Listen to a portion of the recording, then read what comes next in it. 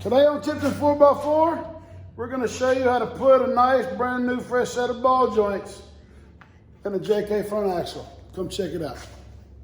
So what I have here is a JK axle. The Jeep this is going into has some damage. This axle is from the junkyard, so we're going to freshen up some things. We've already checked out the gears, the bearings, the pinion, all that's really good to go. These ball joints leave a little bit to be desired. So we're gonna knock these things out of here and we're gonna put in some new ones. We've already got the brakes off. I've already got these bolts broken loose on the bearings. So what we're gonna do is we're gonna remove these 3 bolts. I've already loosened them up. These 3 bolts here. We're gonna loosen these 3 bolts out of here.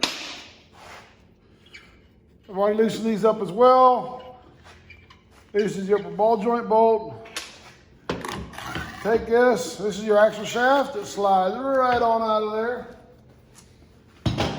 Set it aside. You get our lower ball joint bolt off. I've already pulled the cotter pins. Nobody wants to watch me do this too long. Now, we're gonna see if we get lucky and see if we can get this to pop off. Usually with a good few hits with a hammer, this thing will pop right off of here. So take a big hammer, don't fret. She's off of there. Now we're gonna set this aside. We're gonna do a little basic cleanup. All right, so now we have our ball joint press set up. Gonna get everything kind of lined up here. With a little luck.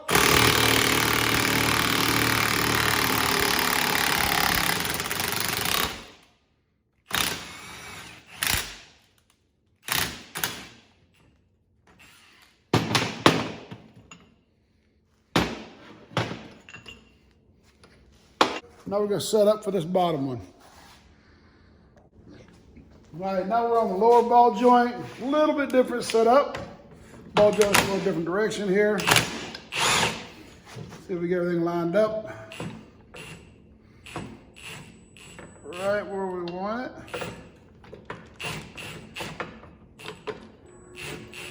There we go.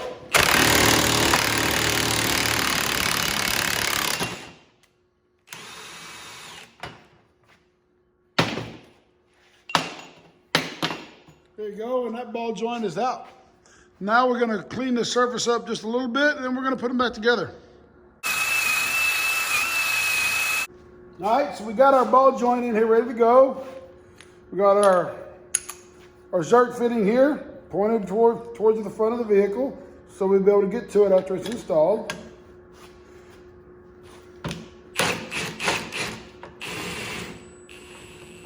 Everything line up. Make sure she's going in square and flat.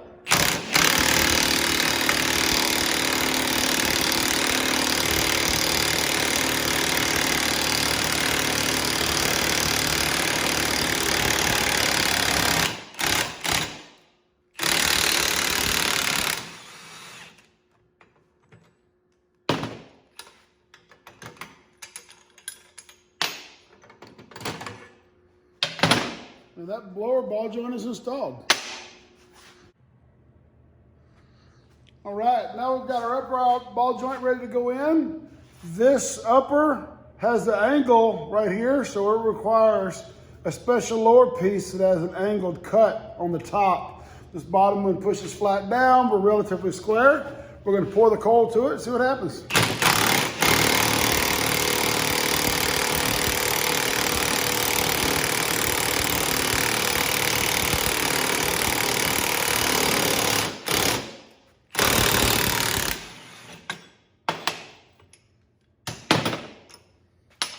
Our lip is flush here and the same down here. So that means we're fully installed. So we will take our boot, install our boot. Same thing here on the bottom.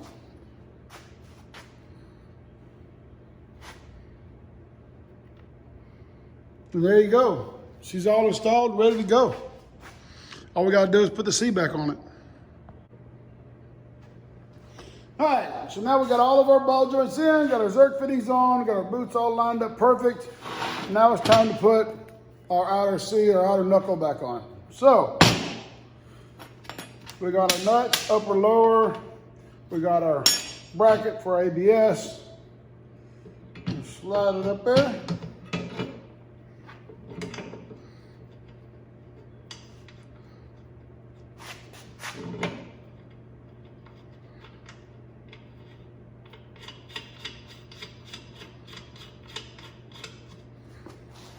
Don't forget your ABS bracket. And yes, I have forgot it before.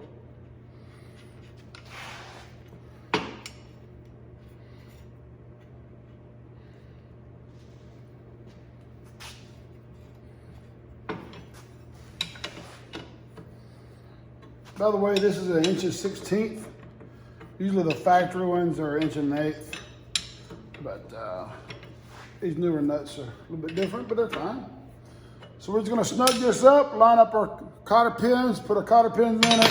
Then we're gonna snug this one up, line up our cotter pin, put a cotter pin in it, and then this side is done. Nice new ball joints, ready to go down the road.